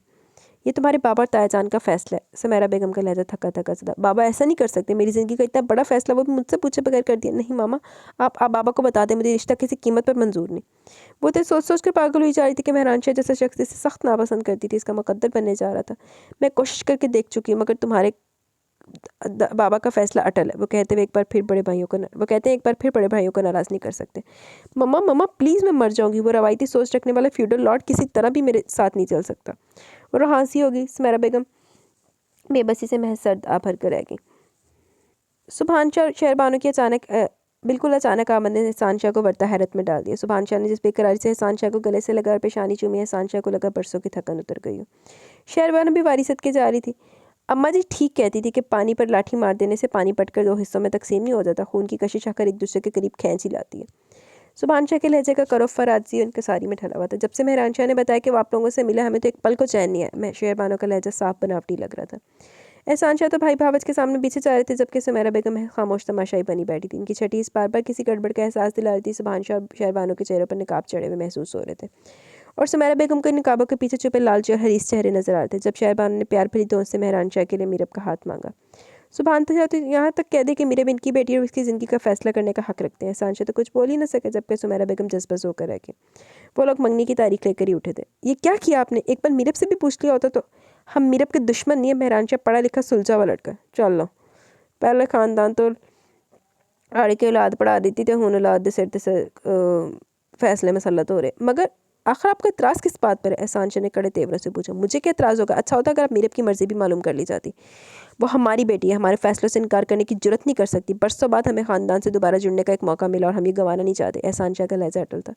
और तो यूँ कहिए ना, बेटी की कीमत पर ख़ानदान हासिल करना चाहते हैं। ना चाहते भी सुमेरा बेगम का लहजा तंज़ीह हो गया। ये क्या कह रही हो तुम सुमेरा बेगम? मेहरानशाह हर लिहाज से मीरब के हम पल्ला, हमारा सब कुछ मीरब का। कल को कोई गैर इस पर तसल्लुत जमाए, क्या इससे अच्छा नहीं कि हमारा अपना खून हमारा दामाद बने? एहसान शाह के दलाइल के सामने सुमेरा बेगम बेबस सी नजर आने लगी, और अब मीरब का जो रद्दमल सामने है इस पर वह हद परेशान थी। मगर इनकी परेशानी मीरब का ववेला कुछ भी काम न। चंद रोज़ बाद सुभानशाह, शहरबानो, फैज़ान शाह, सरमीना और घर के बाकी अफराद मिठाई, फूलों, जेवरात और कामदार सूटों से लदे फंदे एहसान विला आन पहुंचे। फिलहाल मंगनी की रस्म अदा की गई। शादी 6 माह बाद मीरब के फाइनल सेमेस्टर के बाद तय पाई। मीरब बेजान होते वजूद के साथ सबके सामने बैठी थी। वो टुकर टुकर के चेहरे को देखती और फिर नज़र झुका लेती। किस्मत की सितम ज़रीफ़ी पर इसका रवा रवा शिकवा की ना था। मेरे साथ चलो। वो अपनी क्लास की तरफ जा रही थी जब मेहरानशाह चला। कहाँ? जहाँ मेरा दिल चाहेगा। वो गहरी निगाहों से इसके दिलकश चेहरे को देख रहा था। मीरब किलस करेगी। मेरी क्लास है। इसने बुदा सा बहाना बनाया तो मेहरान कहका लगाए बिना न रह सका। क्लास से ज़्यादा तुम्हारे लिए मेरी बात की अहमियत होनी चाहिए, आखिर मैं तुम्हारा होने वाला शौहर हूँ। वो मूँछों को उंगली से संवारते हुए बोला। मीरब ने चिढ़कर नज़रों का ज़ाविया बदला। जल्दी आओ, मैं तुम्हारा इंतज़ार करूँ। तहकम भरे लहजे में कहता वो आगे बढ़ गया तो नाचार मीरब को इसकी तकलीद करना पड़ी। जानती हो ये वही रेस्टोरेंट है जहाँ एक बार तुमने मुझे बुरी तरह धुतकार दिया था। गाड़ी पार करते हुए बोला। मीरब चुपचाप अपने हाथों को घूरेगी। जब से रिश्ता जुड़ा था मीरब को गोया एक नामालूम से चुप लगी थी। हंसती बोलती थी, ना ही गुस्सा करती थी। एक गहरा सन्नाटा था जो उसके अंदर तक उतर गया था। वक्त की बात है, बड़ा गरूर था ना तुम्हें खुद पर। देखा कैसा पाबंद किया मैंने तुमको। वो बड़े फ़ख्री अंदाज में बोला था। अच्छा बोलो क्या खाओगी? मेन्यू कार्ड पर एक सरसरी नज़र डालते हुए इससे पूछ रहा था। मुझे भूख नहीं, वो नागवारी से बोली। मगर मुझे तो है, वो कंधे उचकाते हुए बोला, फिर खुद ही अपनी मर्ज़ी से ऑर्डर नोट करवाया। क्या तुम इस मंगनी से खुश नहीं हो? वो बज़ाहिर भोले फोलपन से पूछा गया। ये सरासर बाबा का फैसला, मेरे खुश होने या ना होने से किसी को क्या फ़र्क पड़ता है? वो चटक कर आई। इतनी बेबसी, वो भी मीरब एहसान के लहजे में। वो इसे जिज करने लगा था। Hello Mehran, how are you? कहाँ गायब हुई देर से? इसी पल दिलकश नस्वानी आवाज़ करीब से उभरी। दोनों ने चौंक कर देखा। ब्लैक जीन्स और मल्टी कलर्स की स्लीवलेस टॉप और खुले बालों में खासी दिलकश अल्ट्रा मॉड सी लड़की थी। हेलो मारिया, तुम यहाँ कैसे? खुशदिली से कहते हुए बाकायदा मुआनका किया गया। बेहयाई के इस नज़ारे पर मीरब महज नज़रें झुका कर रह गई। वो दोनों बातें कर रहे थे जबकि मीरब के इर्द गिर्द गहरे सुनाटे छा रहे थे। मेहरान ने इसका तारुफ करवाया ही ना ही मारिया ने इस पर कोई खास तवज्जो दी। मेरी बहुत पुरानी फ्रेंड है, 2 साल कबल लंदन चली गई थी। मारिया को रुखसत करने के बाद मीरब से मुखातिब हुआ। मीरब को इससे कोई दिलचस्पी न थी। खाना सर्व किया जा चुका था। वो बेदिली से थोड़े से चावल प्लेट में डाले टूंग रही थी। खाने के दौरान मेहरान शाह के साल पर मारिया जैसी 2-3 फ्रेंड्स की कॉल्स आई जिन्हें वो खासी खुशदिली से रिसीव कर रहा था। गोया इसे मीरब के रद्दमल से कोई फ़र्क नहीं पड़ता था। शायद वो जानता था कि मीरब एहसान अब कुछ नहीं कर सकती। मीरब ने आंखों में उमड़ आने वाले आंसू को बमुश्किल पीछे धकेला। अपनी किस्मत पर वो खुद भी हैरान थी। जरीना बहुत पढ़ी हुई। या तो फिर अगर पेरेंट्स ने ऐसा ही करना तो फिर औलाद को ना पढ़ाया करें, जैसे जाहलों की तरह। बाद में भी तो डहू डंगर की तरह फेंकना तो फिर पहले ही फेंक दिया करें। वक्त ने ऐसा पलटा खाया कि वो अंगश्ते बंदा रह गई। क़यामत से पहले क़यामत आ चुकी थी। कम अज़ कम मेरे एहसान के लिए तो वो रोज़े महशर था। जब वो यूनिवर्सिटी से लौटी तो घर के सामने लोगों के हजूम को देखकर दिल दहल सा गया। फिर जब मंजर इसकी आंखों ने देखा तो वो गया पत्थरा कर रह गई। मामा और पापा के खून में लथपथ वजूद देखकर वहीं ठह गई। इसे नर्वस ब्रेकडाउन हुआ था। 2 दिन बाद वो होश में तो सब कुछ खत्म हो चुका था। इसके जान से प्यारे माँ बाप मनो मट्टी तले जा सोए थे। वो इतना तड़प तड़प कर रोई कि पत्थरों के दिल भी गदाज हुए उठे। शहरबानो, फ़िरोज़ा, भाभी, ज़रमीना ताई सभी इसकी दिलजोई करते। एक मशहूर मारूफ शॉपिंग मॉल में होने वाले खुदकश धमाके ने इसके मामा और बाबा की जान ले ली। कल के अखबारों और टीवी चैनल्स पर ऐसे कितने बेगुनाहों को खुदकश धमाकों और दहशतगर्दी का शिकार होते हुए देखा करती थी। कभी ये ना सोचते कि ऐसा कड़ा वक्त खुद इस पर भी आ सकता है। मासूम और बेगुनाह शहरियों की जान लेने वाले मज़हब के नाम पर खुली दहशतगर्दी कर रहे थे। इस्लाम तो अमन और सलामती का मज़हब है। इस्लाम में तो किसी गैर मुस्लिम को तो बेगुनाह कत्ल करने की इजाज़त नहीं है। फिर ये तो अपने ही मुसलमान भाइयों का खून कर रहे थे। सुभान शाह मीरब को अपने साथ लेकर हवेली चले गए। मीरब को तो गोया पत्थर की हो चुकी थी। हफ्ता हफ्ता बहलने लगी। ज़रमीना ताई इसका बहुत ख्याल रखती। फिजान शाह के बेटे हसीब ने तो कभी इसे माँ समझा ही नहीं। मीरब को बिल्कुल सगी बेटियों की तरह चाहने लगी थी। थोड़ा वक्त और गुजरा तो मीरब को अपनी नामुकम्मल तनी मुकम्मल करने का ख्याल है, मगर वो इस वक्त गुंग रहेगी जब सुभान शाह ने 2 टोक अंदाज में मना कर दिया। जितना पढ़ना था पढ़ लिया, अब आराम से घर में बैठो। मगर तायाजान बस, हम अपनी बात सिर्फ एक बार कहने के आदी हैं। प्यार निछावर करने वाला ताया का तो रूप ही बदला हुआ था। घर के सब लोगों का रवैया बदल गया। सिर्फ एक ज़रमीना ताई थी जिससे बेपनाह मोहब्बत प्यार करती थी। मीरब को इनका मेहरबान वजूद भी गनीमत लगा करता। कभी सोचते अगर ताई ज़रमीना भी ना होती तो इस सकूबत खाने में पागल हो जाती। मेहरानशाह महीने में 1 आध बार हवेली आता, मगर अब वो मीरब के वजूद से अक्सर बेनियाज हो चुका था। यहाँ आकर ही मीरब को पता चला कि मेहरानशाह पहले से शादीशुदा था। पहली बीवी शादी के चंद माह बाद ही चल बसी थी। इसकी मौत खासी पूरी स्टार थी। रात को अच्छी भली सोई, मगर सुबह जाग ना सकी। दबे दबे लफ्ज़ों में यही कहा जाता कि इसे जहर दिया गया था, मगर खुलकर बोलने की हिम्मत किसी में भी ना थी। और जानवर मेहरानशाह ने कुछ ना कुछ कितना होना। मीरब तो खलासी सरा सीमा थी। इसे अब समझ में आया कि सुभानशाह को इतने अरसे बाद छोटे भाई की याद क्यों सताने लगी। मीरब सारी जायदाद की तनहा वारिस थी। मेहरानशाह की शादी के बाद वो सब कुछ हथियाने के चक्कर में थे। इन्हीं दिनों घर में मीरब और मेहरान की शादी का तस्करा होने लगा। मैं अभी शादी नहीं करना चाहती, वो साफ इनकार करते करते रह गई। मगर क्यों? शहरबानो ने तेवरी चढ़ाते हुए पूछा। अभी मैं जहनी तौर पर इसके लिए तैयार नहीं। और फिर मामा बाबा को गुजरे हुए महज 3 माह ही तो हुए। इसकी आवाज़ रंद की। शादी हो जाए तो खुद ब खुद जहनी से कबूल कर लेगा, शहरबानो ने कदरे नरम लहजे में कहा। प्लीज़ ताईमा, कुछ अरसा और रुक जाए। इसने इतनी लजाजत से कहा कि पत्थर दिल शहरबानो भी खामोश होगी। शादी के बाद कुछ अरसे के लिए दब गई तो मीरब ने सुख का सांस लिया। मेहरानशाह इसे किसी तौर पर भूलना था। इसका ज़हन अब तेजी से कुछ और सोचने लगा। वो किसी न किसी तरह वहाँ से भाग जाना चाहती थी, मगर ये सब इतना आसान न था। इसके इर्द गिर्द कड़ा पहरा रहता। वो अपनी मर्जी से कहीं आ जा नहीं सकती थी। इसके ननियाल में फ़कत एक मामू थे जो दुबई में मुकीम थे। गुज़िश्ता 5 बरस में से वो पाकिस्तान नहीं आए थे। बस फ़ोन पर सलाम दुआ हो जाती थी। इनका कॉन्टैक्ट नंबर इसके हाफ़्ज़े में महफूज था। ये तो वो अच्छी तरह जान गई थी कि ताया और ताई की नज़र इसकी जायदाद पर है। शादी तो ज़ाहिर है तुम्हारी मेहरान शायद से ही होगी, मगर कभी कभी अपनी जायदाद इसके नाम करने की गलती ना करना, बेमाया हो जाओगी तो इनकी नज़रों में बिल्कुल कोई हैसियत नहीं रहेगी तुम्हारी। एक रोज़ ज़रमीना ताई ने चुपके से कहा था। ताईजान, मैं मेहरानशाह से शादी नहीं करना चाहती। वो ज़रा सी हमदर्दी पाकर सिसक उठी। ज़रमीना ने सरासीमा होकर दरवाजे की तरफ देखा। लपक कर दरवाज़ा बंद किया। श्श, आहिस्ता बोलो, यहाँ दीवारों के भी खाने, किसी ने सुन लिया तो क़यामत आ जाएगी। ज़रा ज़रा क्या होगा, मुझे जान से मार डालेंगे तो मार डालें। मम्मा पापा के बाद तो यूँ भी ज़िंदगी बोझ लगने लगी। अल्लाह की रहमत से मायूस नहीं होते मेरी जान। ज़रमीना ने इसे गले लगा लिया। ताईजान, मेहरानशाह से शदीद नफ़रत करती हूँ मैं, फिर भला कैसे इसे शौहर के तौर पर कबूल कर लूँ।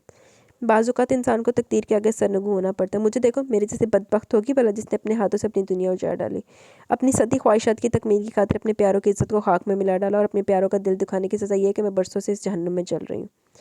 ज़रमीना का लहज़ा खोया खोया सा था। मीरब अपना दुख भूल कर इनके चेहरे की तरफ बगौर देखने लगी। मगर मैंने तो सुना था फैज़ान ताया से आपकी लव मैरिज थी। हाँ, मगर वो प्यार भी चंद रोज़ा था। बाद में तो सिर्फ समझौता रह गया। घर से भागी हुई लड़की की कोई इज्जत नहीं होती। शक के ज़हरीले नाक ताउम्र से डसते रहते हैं। ये मर्द बड़े अजीब होते हैं। मोहब्बत के झांसे में लेने के बाद खुद ही बगावत की तरकीब देते हैं और बाकी की सारी ज़िंदगी शक की नज़र कर देते हैं। माँ बाप भाइयों की इज्जत को मिट्टी में रौंद कर आने वाली लड़की की हैसियत ससुराल में 2 कौड़ी की भी नहीं होती। फैज़ान ने मुझ पर कभी एतमाद नहीं किया। वो कहते हैं जो लड़की अपने सगे माँ बाप की इज्जत उछाल सकती है, वो कल को किसी और की खातिर मुझे भी तो छोड़ सकती है। और शायद वो ठीक ही कहते हैं। घर से एक बार कदम बाहर निकाला है तो सात समंदरों का पानी भी दामन उजला नहीं कर सकता। घर से भागी हुई का ताना ताउम्र लड़की का पीछा करता रहता है। आज बरसों बाद ज़मीना ने अपना आप किसी के सामने खोला था, मेरे बड़े दुख के साथ इनकी बातें सुन रही थी। ये बात सही है यार, ये ऐसे होता है जब आप अपने माँ बाप जिन्होंने वो पेरेंट्स जिन्होंने सारी ज़िंदगी आपको पाला है, आपको पाल पोस के बड़ा किया, सारा कुछ किया, आपकी हर ख्वाहिश पूरी की है, तो एंड पे आप उसको अगर धोखा दे रहे हो, उनको अपने जिन्होंने आपको पैदा किया उनको अगर आप धोखा दे रहे हो, तो फिर आप किसी को भी धोखा दे सकते हो। खैर छोड़ो, मैं भी क्या बातें लेकर बैठ गई। ज़मीना ने आंखों के नरम गोशे दुपट्टे के पल्लू से खुश किए। मैं जानती हूँ मेहरानशा किसी तरह भी तुम जैसी लड़की के लायक नहीं है, मगर चंदा कुछ फैसले इंसान को मजबूरी में करने पड़ते। तुम्हारे वालिदैन हयात होते तो और बात थी, मगर अब तुम इस तरह इनकार करोगी तो समझो क़यामत आ जाएगी। ये लोग बहुत सारे में बेहतरी इसी में चुपचाप जो होता होने दो। अल्लाह से मदद मांगो, वो ज़रूर तुम्हें सीधा रास्ता दिखाएगा। फिरोज़ा अपने मैके जा रही थी, इसके चचाजाद की शादी थी। साथ वाले गाँव जाना था। शहरबानो ने मीरब को भी हमरा कर दिया। मीरब खुद भी घर बैठे बैठे रो रोने लगी थी, तो जाने के लिए राज़ी हो गई। ड्राइवर और बॉडीगार्ड साथ थे। रास्ते में अचानक गाड़ी ख़राब हो गई। ड्राइवर काफ़ी देर से फॉल्ट चेक करने की कोशिश कर रहा था। शदीद गर्मी थी। फिरोज़ा के 2 साल महरोज़ का रो रो कर बुरा हाल था। भाभी गाड़ी से बाहर निकल कर टहलें, हो सकता है चुप हो जाए। मीरब के कहने पर फिरोज़ा गाड़ी से उतर की। मीरब भी साथ हो ली। क्या बात है, कोई मसला है? एक सयाह गाड़ी के करीब आकर रुकी। ड्राइविंग सीट पर मौजूद वो शख्स ड्राइवर से मुखातिब थे। इसके साथ वाली सीट पर एक और शख्स भी मौजूद था। पता नहीं साहब क्या मसला, कुछ पता नहीं चल रहा। शाम ढल रही, आपके साथ ख़वातीन है, अगर आप कहें तो मैं आपको पहुंचा दूं जहां आप जाना चाहते हैं। इसकी आवाज़ मीरब व फिरोज़ा तक बखूबी पहुंची थी। महरोज़ का रो रो कर बुरा हाल था। फिरोज़ा सख्त बेचैनी महसूस कर रही थी। नहीं साहब, आपका शुक्रिया, बॉडीगार्ड ने रखाई से जवाब दिया। हवेली की ख़वातीन किसी गैर की गाड़ी में चाहे सुबहान चाहे तो उसके टुकड़े कर देता। देखिए, आप समझने की कोशिश करें, रात होने वाली और इलाका सुनसान है। ख़वातीन का मामला और आप हम पर एतबार कर सकते हैं, हम शरीफ लोग हैं। दूसरा शख्स बोला जो मुकामी तो हरगिज़ नहीं लगता था। मीरब ठीक है, हम चलते, तुम भी हमारे साथ आ जाओ। फिरोज़ा ने एक पल में फैसला कर लिया। ड्राइवर को छोड़कर वो दोनों बॉडीगार्ड के हमरा से गाड़ी की तरफ आ गई। कहाँ जाना है? वही शख्स मुसलसल बोल रहा था, जबकि ड्राइविंग सीट पर बैठा शख्स खामोश था। मीरब ने मतलूबा जगह का नाम बताया। ओ गुड शहबाज, हम भी वहीं जा रहे हैं ना? वो दूसरे शख्स से तस्दीक कर रहा था। बाकी का रास्ता खामोशी में कटा। मीरब ने एक सरसरी सी नज़र इस पर डाली जो मुसलसल बोल रहा था। सुर्ख सफ़ेद रंगत और दिलकश नकूश वाला हंसमुख सा शख्स लग रहा था। हम पर एतबार करने का बहुत बहुत शुक्रिया। मंजिल मकसूद पर पहुँच कर वह धीरे से दोनों ख़वातीन से मुखातिब हुआ। आपकी मदद का शुक्रिया, फिरोज़ा ने कहा। मीरब खामोशी रही। दावर खाना फंदी ने एक निगाह सादा खामोश सी लड़की पर डाली, जिसकी आंखों में एक हुज़न सा तैरता हुआ नजर आया। हेलो, कैसी हैं आप? मेहंदी की तकरीब ज़ोरों पर थी। दुल्हा के साथ चंद करीबी दोस्तों को जनान खाने में आने की इजाज़त थी। शहबाज के साथ वो भी अंदर आया तो मीरब भी इसकी नज़रों की गिरफ्त में आ गई। मीरब ने चौंक कर इसकी तरफ देखा। आप? वो कुछ बौखला सी गई। हवेली के कायदे वो जान चुकी थी कि इस अजनबी मर्द से बात करना नाकाबिल गिरफ्त था। आपने मुझे पहचाना नहीं शायद? जी वो मैं, जी नहीं। वह सरासनगी से कहती वहाँ से हट गई। कमाल है, अजीब लड़की है। दावर खान महज कंधे उचका कर रह गए। ये 2 मिनट की मुलाकात फिरोज़ा और शहरबानो की नज़रों से मख्फी न रह सकी। शहरबानो सुबह ही पहुंची थी। शहरबानो का शक्की दिमाग ताने बाने बुनने लगा। चलो जी, कोई आके कोलन ने बलाई लेता ते हुन स्यापा हो जाना मेरे वास्ते। वलीमे से अगले दिन लोगों की वापसी थी। फिरोज़ा की छोटी बहन और चचाजाद कज़न से मीरब की अच्छी बनने लगी। मीरब को वो लड़कियाँ अच्छी लगी थी। सब लड़कियाँ शहरबानो से इजाज़त लेकर मीरब को अपने हमरा ज़मीनों की सैर पर लगी थी। वहाँ जाकर सभी लड़की तितर बितर हो गई। मीरब नहर किनारे कदरे पुरसकून से गोशे में बैठ गई। हालांकि शहरबानो ने सब लड़कियों को खास ताकीद की थी कि मीरब को तनहा नहीं छोड़ना, मगर सब लड़कियाँ एक कान से सुनकर दूसरे से निकाल चुकी थी। जूते उतार कर साइड पर रखे और पाँचों को थोड़ा सा फोल्ड करके वो दोनों पैर नहर के ठंडे पानी में डालकर बैठ गई। माय गॉड, ये कैसा हसीन इत्तेफाक है कि आप हर उस जगह पर मौजूद होती है जहाँ मैं होता हूँ। शौक मर्दाना आवाज़ पर वो चौंकी थी। दावर खान कुछ ही फासले पर मौजूद था। मीरब ने बेतासुर से अंदाज में चेहरे का रुख बदल लिया। आई एम सॉरी, मुझे लगता है आपको मेरा यूँ बेतकल्लुफ़ होना बुरा लगा। वो यकलक संजीदगी से कहता पलटने लगा। सुनिए, वो जाने के उसे पुकार बैठी। जी दरअसल मैं, वो कुछ कहना चाहती थी। दफ्तन इसकी नज़र सामने झाड़ी पर मौजूद सांप पर पड़ी। वो चीख मार कर उठी, तवाज़न पर कराना रख पाई और नहर में जा गिरी। अल्लाह, होंते अफसाने बढ़ेंगे। ओ नो, दावर खान ने बिना सोचे समझे नहर में छलांग लगा दी। मीरब की चीखें सुनकर लड़कियाँ इस तरफ चली हैं। जो मंजर इन सबकी आंखों ने देखा, अपनी अपनी मर्जी के मतलब अखज़ कर लिए। मीरब का भीगा वजूद दावर खान की पनाह में था और इसे किनारे तक ला रहा था। दावर खान शादी की तकरीब में शिरकत के बाद वापसी के सफ़र की तरफ गामज़न था, जब गाड़ी में पानी खत्म होने के बाइस वो पानी लेने नहर की तरफ आया। मीरब के बैठे देखकर बात किए बिना रह ना सका। इस आधे से लड़की से अच्छी लगने लगी थी। शोमई किस्मत फिरोज़ा के भाई ने भी ये मंजर अपनी आंखों से देखा। दावर खान तो जा चुका था। मीरब अभी तक सरासीमा सी थी। हवेली पहुंची तो एक और क़यामत इसकी मुंतज़िर थी। यह खबर ज़बान ज़दाम हो चुकी थी। सुबहान शाह की होने वाली बहू और भतीजे गैर मर्द के साथ काबिल एतराज़ हालत में देखेगी। चल भी स्यापा हो गया मीरब तेरा। इस गंद को जल्द से जल्द ख़त्म करो। मीरब को सोचने समझने की स्लाइड से बेबहरा हो चुकी थी। वो अपनी सफाई में बोलना चाहती थी, मगर अल्फाज साथ ही न दे रहे थे। आवाज़ हलक में अटकती हुई महसूस हुई। अच्छा, तो यही था वो जिसकी वजह से इस शादी से इनकार करी थी। शहरबानो की जहरीली आवाज़ समातों से टकराई। अरे इसे तो ढूंढो जो इस खेल में बराबर का शरीक है, जिसकी शय पर ये इनकार करी थी।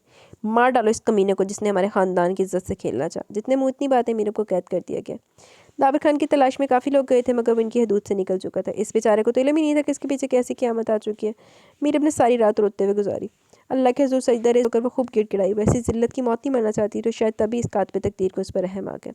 रात को खाना देने के बाद मुलाज़िमत दरवाज़े का ताला लगाना भूल गई थी। तहज्जुद के बाद मीरब की नज़र इस पर पड़ी। बड़ी सी शाल अपने गिर्द लपेट कर छुपती छुपाती बमुश्किल गेट तक पहुँची। गेट पर मौजूद दोनों पहरेदार ऊँग रहे थे। जाने इसमें इतनी हिम्मत कहाँ से आ गई। दीवारें ज़्यादा ऊंची नहीं थी। दरख्त के मजबूत तने पर चढ़कर वो दीवार फलांग गई। तेज़ तेज़ कदमों से चलती वो अल्लाह का नाम लेकर एक सिमत को चल पड़ी। वो नहीं जानती थी ये रास्ता किस तरफ जाता है। सुबह की रोशनी फैलने लगी। कच्चे पर से होती वो पक्की सड़क की तरफ निकल गई। स्याह खोलतार की सुनसान सड़क पड़ी थी। दूर दूर तक किसी जीरो का नामो निशान न था। वो धड़कते दिल से चली जा रही थी तभी दूर से बस आती दिखाई दी। इसने हाथ के इशारे से बस को रोका। रुकते फ़ौरन सवार हो गई। अच्छा जी, भाज गई मीरब। कहाँ मर गए थे सबके सबके। एक बलशत भर की छोकरी सबकी आंखों में धूल झोंक कर भाग गई। सुभान शाह गजबनाक होकर गरजे। फैजान शाह भी खासे गुस्से में थे। सब लोग अपने गांव वापस आ चुके थे। ये सुनकर कि मीरब इनकी कैद से फरार होगी ज़रमीना को गोना गो सुकून का एहसास हो। बाबा मैं इसे जिंदा नहीं छोड़ूंगा, इसे पाताल से भी ढूंढ निकालूंगा। वो इसका आशिक अब मेरे हाथों से नहीं बच सकेगा। उन्हें पता भी नहीं है बेचारे ना। मेहरान शाह के सीने में आग भड़क रही थी। इस लड़के का पता करो, वो कौन था और कहाँ से आया था। कासिम फ़िरोज़ का चचाजाद के छोटे भाई के किसी जानने वाले के साथ आया था। कौन था, कहाँ से आया था, कोई नहीं जानता। यूँ भी शादी में शिरकत की खुलेआम दावत दी गई थी। बहुत से अजनबी मौजूद थे, फैज़ान शाह ने बताया। मुझे तो ये पुराना चक्कर लगता है। फ़िरोज़ाबाद आ रही थी कि रास्ते में जब गाड़ी ख़राब हुई तो इसी लड़के ने लिफ्ट दी। कासिम की मेहंदी वाले दिन भी इन्हें अपनी आंखों से मीरब के इस लड़के से बातें करते देखा था। शहरबानों ने भी गुफ्तगू में हिस्सा लिया। वो लड़की हमारी सोच से भी ज़रा चालाक और तेज़ निकली। ये पढ़ी लिखी शहरी लड़कियां ऐसी चलत्तरबाज होती हैं। ताकत और दौलत के नशे में चूर सुभान शाह ये भूल के कि वो गैर ने इनकी सगी भतीजी थी जिसके पाक दामन पर वो कीचड़ उछाल रहे थे। लानती। आप फिक्र ना करें बाबा, वो मेरी मंग थी और मेरी गैरत इसको मारे बिना चैन से नहीं बैठने वाली। बैठने देगी मुझे। मेहरान शाह गोया जलते अंगारों पर लौट रहा था। हमें वो चाहिए, जिंदा या मुर्दा। सुभान शाह सफाकी की हर बात कर चुके थे। बेज़मीरे थे बगैरत लोग अद्दा नहीं होंगे। बस एक छोटे से स्टॉप पर रुकी तो बिना सोचे समझे उतर गई। इसके पास फूटी कौड़ी न थी। कंडक्टर को अपनी कीमती रिस्ट वॉच देकर राजी किया। करीबी रेलवे स्टेशन था। वो लाहौर जाने वाली ट्रेन में सवार हो गई। कराची जाना खतरे से खाली न था। सुभान शाह सबसे पहले इसकी तलाश भी वहीं पहुंचते। हो सकता है वहाँ भी पहुँच भी चुके हो। मैं सोच कर रहेगी। सारा रास्ता वहम और अंदेशों में कटा था। हसीना जवान लड़की, वो भी तनहा, दुनिया भेड़ियों से भरी पड़ी है जो शिकार की तलाश में घात लगाए बैठे। प्लेटफॉर्म पर 3 लड़के इसके पीछे लगे। खुद को बड़ी सी चाल में छुपाए वो तेज़ तेज़ कदम उठाती प्लेटफॉर्म से निकली थी। कित्थे जा रहे हो सोने हो, हम छोड़ें। वो लड़के इसके दाएं बाएं चलने लगे। मारे खौफ के इसके पसीने छूट गए। कदमों की रफ्तार तेज़ हो गई। शहजादी हमसे क्या डरना, मम्मा मेरा पीछा छोड़ दो। वो तकरीबन मिनमिनाई तो वो तीनों लफंगे बेहंगम कह के लगाने लगे। सामने एक स्याह गाड़ी रुकी हुई थी। इसमें बैठे शख्स ने भी यह मंजर देखा। एक लड़के ने मीरब के दुपट्टे का कोना पकड़ा तो इसके सर से दुपट्टा ढलक गया। मीरब को यूँ लगा जैसे वह सरेआम बेइज्जत कर दी गई। उसने तैश में आकर इस लड़के को थप्पड़ दे मारा। फ़ौरन दौड़ लगा दी। तीनों लड़के इसके पीछे भागे। भागते वो किसी से बुरी तरह टकराई। 2 मजबूत बाजुओं ने सूरत से इसके वजूद को थाम कर गिरने से बचाया। मीरब ने सर उठाकर देखा तो उसकी निगाहों में शनासाई की चमक दिखाई दी। शनासा ना होते हुए भी वो एक दूसरे के लिए अजनबी नहीं थे। और फिर मीरब ने देखा को अकेला इन तीनों से भिड़ गया। ज़रा सी ठुकाई के बाद वो लड़के भाग गए। आओ बैठो। दावर खान ने इसके लिए फ्रंट डोर खोला तो मकान के अंदाज में बैठ गई। इसके बैठते गाड़ी चल पड़ी। दावर ने एक नज़र इस पर डाली जो शायद गहरे शौक के ज़रिए से थी। गुमसुम यकटक नज़रें जमाए बैठी थी। एक लड़की से यकसर मुख्तलिफ जिससे वह इस रोज़ शादी में मिला था। शहबाज के दोस्त के भाई की शादी में शिरकत करने का इसका कोई इरादा न था मगर शहबाज के सामने इसकी एक नहीं चली। पहली मुलाकात में तो इसने इसे देखा ही नहीं था ठीक से। हाँ, दूसरी बार मेहंदी वाले रोज़ से देखा तो अजीब सी अपनाइत का खुशगवार से एहसास हुआ। गुमसुम और खामोशी लड़की से अच्छी लगी थी। ये नहीं था पहली नज़र में इसकी मोहब्बत में मुब्तला हो गया था। मोहब्बत की तो बहुत दूर की बात थी, वो तो महज पसंदीदगी की सनद ही पा सकी थी। तावर खान तो यूँ भी पलवशे से मंसूब था जिसके दादा दलाल खान के रिश्ता जायदाद भाई की नवासी थी। पलवशे से इसका रिश्ता 100% बड़ों की मर्जी से तय हुआ था मगर फिर भी पाबंद था। शहबाज को वलीमे वाले दिन ही अचानक जाना पड़ गया इसलिए वापसी के सफ़र में तनहा था। मीरब को नहर में डूबता देखकर एक लम्हे को उसे अपनी सांस से बंद होती महसूस हुई। वो बिना सोचे समझे नहर में कूद गया। गाड़ी रोकिए प्लीज़। मीरब की आवाज़ पर ख्यालात की जोर से बाहर निकला। बेख्तियार इसका पाँव ब्रेक पर पड़ा। मीरब का सर डैशबोर्ड से टकराते टकराते बचा था। ओ आई एम सॉरी। दावर ने पहली बार बगौर से देखा। सुर्ख होती नाक और आंखें इसकी मुसलसल गिरिया वजारी की गुमास थी। बस मुझे किसी बस स्टॉप पर उतार दे। बस स्टॉप पर उतार दूँ ताकि इस तरह के गुंडे आपके पीछे लग जाए। वो एक लम्हे रुका। बाय द वे आपको जाना कहाँ है, मुझे बताइए, मैं ड्रॉप कर देता। मालूम नहीं। वो सख्त हरासा लग रही थी। दावर खान को किसी गैर मामूलीपन का एहसास हुआ। कोई मसला है, आप और यूँ तनहा? मेरा मतलब है आपका ताल्लुक तो खासी अच्छी बासर फैमिली से है। ये सब आपकी वजह से हुआ। वो दोनों हाथों में चेहरा छुपा कर रो पड़ी। दावर इसके रोने पर बौखला उठा। मेरी वजह से? मैं समझा नहीं। वो मुसलसल रोती रही। देखिए प्लीज़ खुलकर बताइए क्या मसला और मेरी वजह से आपकी क्या मुराद है। बेचारा सचमुच बौखला गया। आई एम सॉरी, मैं शायद कुछ ज़्यादा जज्बाती हो गई थी। जोर ने कहा जोर कम हुआ तो वो शर्मिंदगी से गवाइस की तरह, तो वो भी बेकसूर था। इसे तो ये मालूम ही ना था कि ज़रा सी हमदर्दी करने पर इसे वाजिबुल कत्ल करार दे दिया जाएगा। प्लीज़ मुझे खुल के बताइए बात क्या है। दावर के पूछने पर इसने सारी बात गोश गुजार कर दी। हकीकत जानने के बाद वो भी परेशान नजर आया था। आप कहें तो मैं आपके साथ चल कर गवाही देने को तैयार हूँ। दावर के कहने पर मीरम ने सहम कर इसे देखा। भूल कर भी ऐसी गलती मत कीजिएगा, मेरे तय बहुत साल में दौलत की हवस में मेरे साथ साथ आपकी जान लेने से भी दरेग नहीं करेंगे। तो फिर क्या किया जाए? वो पुरसोच और मुतफक्कर अंदाज में दाएं इंगश्त शहादत पेशानी पर फेरने लगा। आप मुझे किसी दारुल अमान तक छोड़ दीजिए। मीरब के कहने पर दावा ने चौंक कर इसे देखा। मैं ऐसा नहीं कर सकता, वो कतई लहजे में गोया। क्या मतलब? इंसानियत के नाते ही मगर मैं आपको तन्हा यूं बेयारो मददगार नहीं छोड़ सकता, मगर मैं अपनी वजह से आपकी ज़िंदगी खतरे में नहीं डालना चाहती। आप मेरी फ़िक्र ना करें, आपका नाम मेरे नाम के साथ लिया गया, ना दानिस्ती में सही, पर आपको मुखातिब करने की गलती बहरहाल मेरी थी।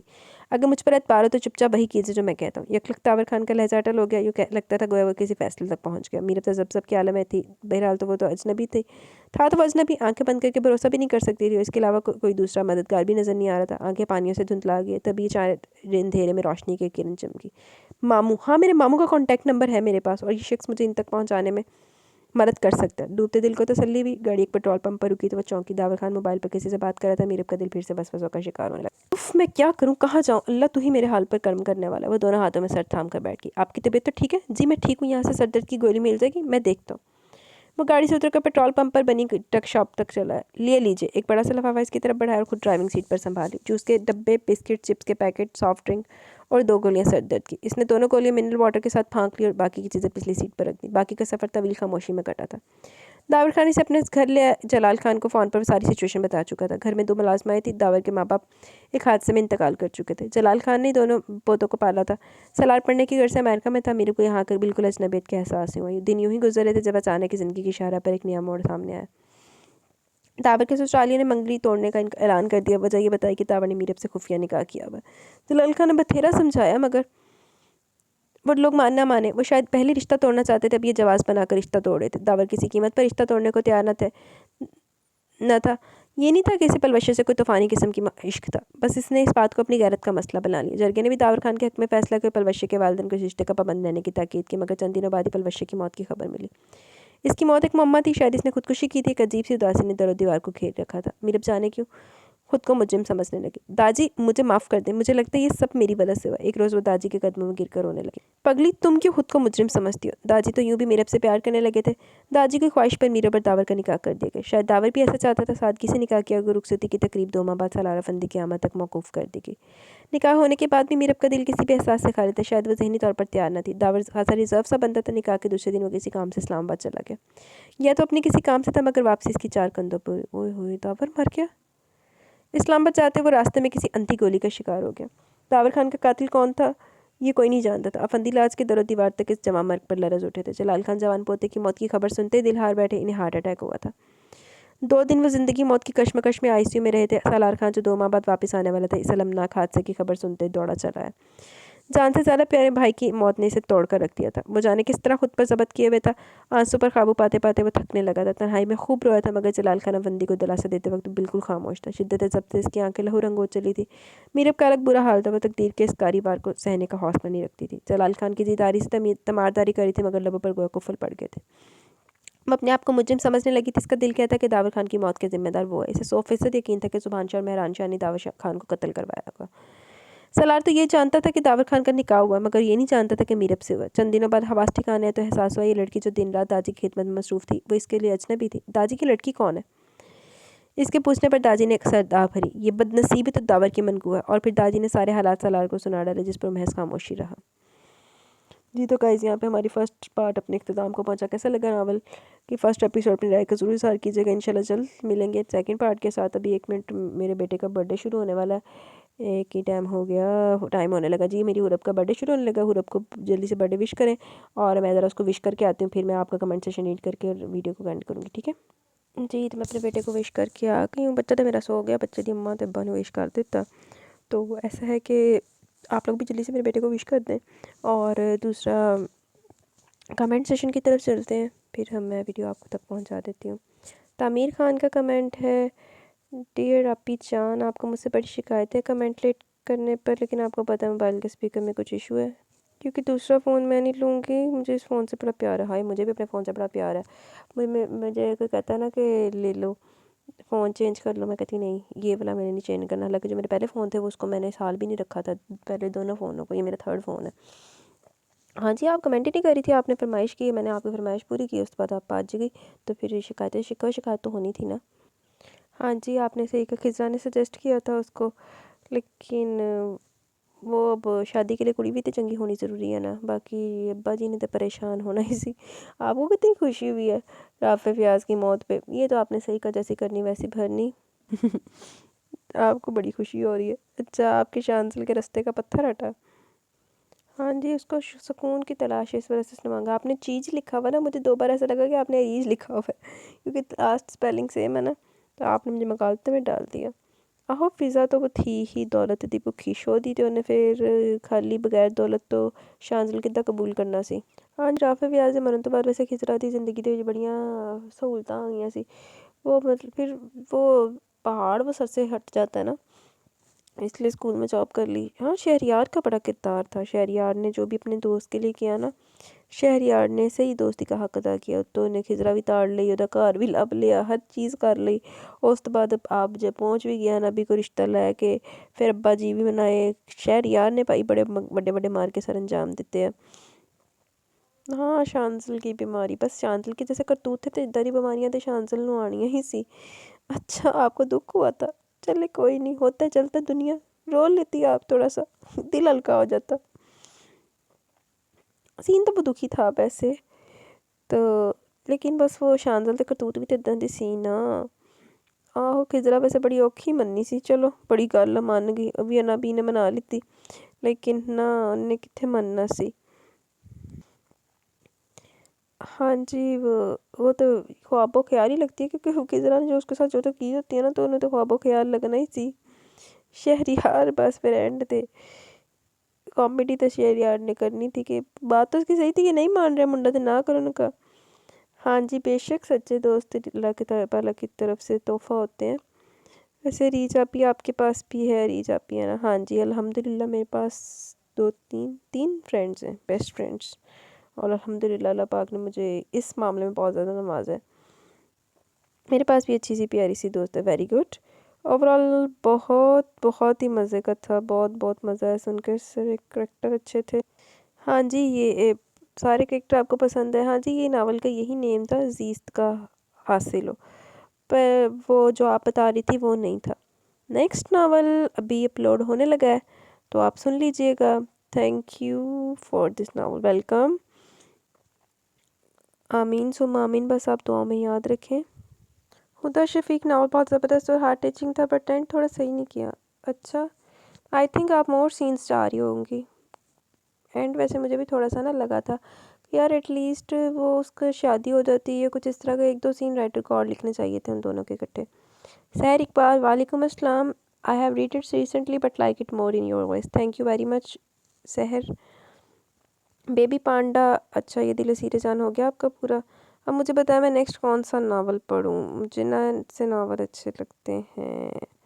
अच्छा, आपको मैंने सजेस्ट कर दिया कि आप कौन सा पढ़ें। अगर आप फ़नी पढ़ना चाह रही हैं तो वो दोनों पढ़ लें।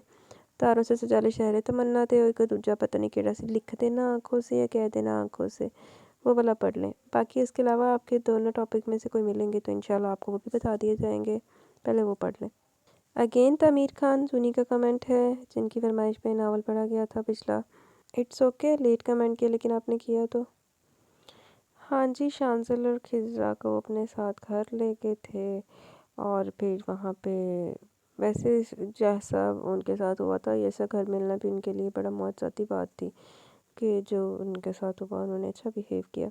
हाँ, खिज़रा ने मनवा ली शांजल से, शांजल भी खुद उसमें वो थी ना। अगर वो फितरती तौर पर ही गंदा होता तो फिर जी खिज़रा जो मर्जी कर लेंदी तो मान जाता तो गल हुई सी ना। हाँ, खिज़रा को जब पता चला कि उसने उसको घर वाली बताया तो बस ਉਹਦਾ बस नहीं चलता सी कि मैं शांजल ਦੀ ਗਿੱਚੀ ਨਾਪਦਿਆਂ ਫੜ ਕੇ। ਆਹੋ, ਉੱਥੇ ਇੱਕ ਮੁਸੀਬਤ 'ਚੋਂ ਮਸਾਂ ਨਿਕਲੇ ਸੀ, ਤੇ ਫਿਰ ਅੱਗੇ ਰਸਤੇ 'ਚ ਤੂਫਾਨ आ गया। बस कुदरत उन्होंने एक साथ टाइम स्पेंड करने का मौका दे रही थी। तो आगे वो खिज़रा ने तो उसको वैसे समझना था जैसा उसने खुद को पोर्ट्रे किया हुआ था, जैसे उसके करतूत उसने अपने दिखाए हुए थे शांजल ने, तो उस तरह का ही तो समझना था। आहो, शांजल बस उसको तो घर छोड़ा है, लेकिन खुद हालो बेहाल हो गया।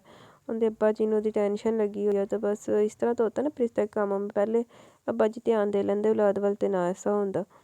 राफे फयाज बस राफे फयाज तो बेचारा टपकन आस्ते आया सी ते जलील होने आस्ते आया सी। आमीन, दुआ में याद रखें।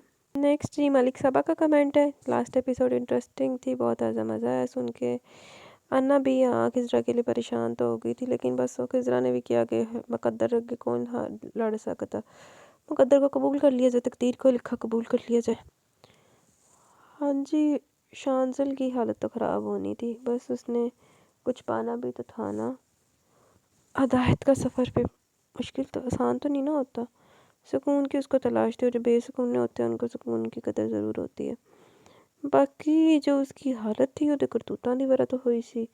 अल्लाह पाक ने बस खिजरा को वसीला बनाया उसकी हदायत का, और ते अब्बा जी दी भी हदायत दा कि अब्बा जी खाली प्रॉपर्टी सारा कुछ नहीं होंदा, औलाद वाल भी ध्यान दियो। स्टोरी बहुत इंटरेस्टिंग थी जी, मुझे काटा था। अच्छा आपको कुत्तों ने काटा था हो। आमीन सुम आमीन, दुआओं में याद रखें। बेबी पांडा मुझे लगा था कि अच्छा ही किया है, माया खुद बिदकती है बहराम से, दूर रहना चाहती है, पर असल में तो वो खुद गेम खेल रही थी, चालाक लूमड़ी थे। और की मैंने बताया था ना, अंदर की गेम और है, कोई चक्कर और है। पारस के और ज़्यादा सीन होने चाहिए थे, मुझे बड़ी पसंद आई वो। अच्छा जी। HK diamond beauty nice novel. Saira Riaz very impressive and interesting. कोई शख्स या पर्सन सही रास्ते पर आ जाए तो ये नेकी का काम है, नो डाउट जी। बेबी पांडा पारस के साथ बहुत बुरा हुआ है, बेचारी अल्लाह से जालिम लोगों को ज़मीन में गर्क कर दे। इतना जुल्म और सफाक किया तो उसमें चाहती थी सारा रम का लाइफ पार्टनर बने। उससे अच्छा इंसान है, मैं तो फ़ैन हो गई। अच्छा आप सारा रम की फ़ैन हुई हैं और पारिस की फ़ैन हुई हैं, सही। बस यार अल्लाह पाक किसी बंदे की जालिम की रस्सी एक वक्त तक दराज करते हैं, जब अल्लाह पाक की रस्सी खींचते तो फिर किसी को कुछ मौका नहीं मिलता। तहा दिल मोस्ट ब्यूटीफुल नावल, ज़बरदस्त एंडिंग। अबाना एडलिन वालेकुम अस्सलाम, अल्हम्दुलिल्लाह मैं ठीक हूँ, आप कैसी हैं? आई एम सॉरी क्योंकि मैं कुछ टाइम से एक्टिव नहीं थी, मेरे पीछे कुछ टाइम से कोई नावल नहीं सुना। देखिए अब जो जो नावल आएंगे आपके मैं वो सुनूंगी और फीडबैक भी दूंगी आपको। It's okay, welcome back dear, आप ज़रूर सुनना और पहले की तरह जुड़े रहना साथ कमेंट्स के ज़रिए। Faisal Khan beautiful novel. Faisal Khan interesting novel. Shallow lots up and downs in the story, ups and downs in the story. Khizra seems very rude to me. I know she faces a lot of hardship. खिजरा बस कहीं कहीं पे वो उसको हालात नहीं ऐसा बना दिया हुआ था। Good novel, all credit goes to your beautiful voice, thank you very much dear. Abdullah एम वालेकुम अस्सलाम, अल्हम्दुलिल्लाह मैं ठीक हूँ, आप सुनाएं। नावल बहुत इंटरेस्टिंग था, ऐसे अच्छे से नावल दें, थैंक्स। इंशाल्लाह डियर ऐसे अच्छे अच्छे नावल्स आएंगे। साइम वहीद वालेकुम अस्सलाम, अल्हम्दुलिल्लाह मैं ठीक हूँ। आपको एक नावल मनमूरख की बात ना मानो की रिक्वेस्ट की थी वॉइस ओवर के लिए, प्लीज़ रीड कर दें प्लीज़। यार मैं इंशाल्लाह उसको कोशिश करूँगी, मैंने आज उसको खोल के देखा है, वो तो एड्डा वड्डा, मैंने उन्हें वेख के गश पै गया, तो वो एड्डा वड्डा नहीं अभी मेरा पढ़ने का मूड हो रहा, तो कोई होला होला हाथ रखो, थल्ले तो ऊपर चाहिए, एड्डे बड्डे बड्डे नहीं फिर करते होते। ये आपको पता है ना, मैं बड्डा वड्डा रीड करते करते खुद फेडअप हो जाती हूँ। रेयान वालेकुम अस्सलाम, नाइस ब्यूटीफुल एंडिंग। अल्लाह हर वक्त किसी भी हाल में अपने बंदों को नहीं छोड़ता, अगर उसके पास सच्चे दिल से माफ़ी मांगो, नो डाउट यार। अल्लाह 100% ऐसे ही, अल्लाह पाक कभी भी अपने बंदे को तन्हा नहीं छोड़ता, बेशक कितना ही गुनाहगार क्यों ना हो। अल्लाह की ज़ात बहुत रहीम और करीम है जी। तो गाइज़ यहाँ पे कमेंट सेशन इतने इख्तिताम को पहुँचे, बहुत लेट हो गया एपिसोड। पहले मेरा दिल नहीं कर रहा था उठ के रिकॉर्ड करने को, टाइम वेली तो मैं बैठी हुई थी, लेकिन फिर मैंने अपना एक नावल पढ़ रही थी, तो फिर मैं ना वो पढ़ते मेरे से टाइम हो गया। तो अब ऐसा है कि आप लोग एंजॉय करें फर्स्ट पार्ट नावल का, और मुझे बताइएगा ज़रूर कैसा लगा आपको नावल। और सेकेंडली बीच में मैं चली गई थी मेरे बच्चे को विश करने, हुरब की बर्थडे, वो जो आपसे बात नहीं करती हुई है अस्सलाम वालेकुम गाइस करके, वैसे वाले मेरे बच्चे की, वो वाले बच्चे की बर्थडे, तो उसको बहुत ज़्यादा दुआओं में याद रखें। अच्छा जी अब मुझे इजाज़त है, इंशाल्लाह मिलेंगे कल न्यू पार्ट के साथ, तब तक के लिए अपना बहुत सारा ख्याल रखें, दुआओं में याद रखें। अल्लाह हाफिज़ जी।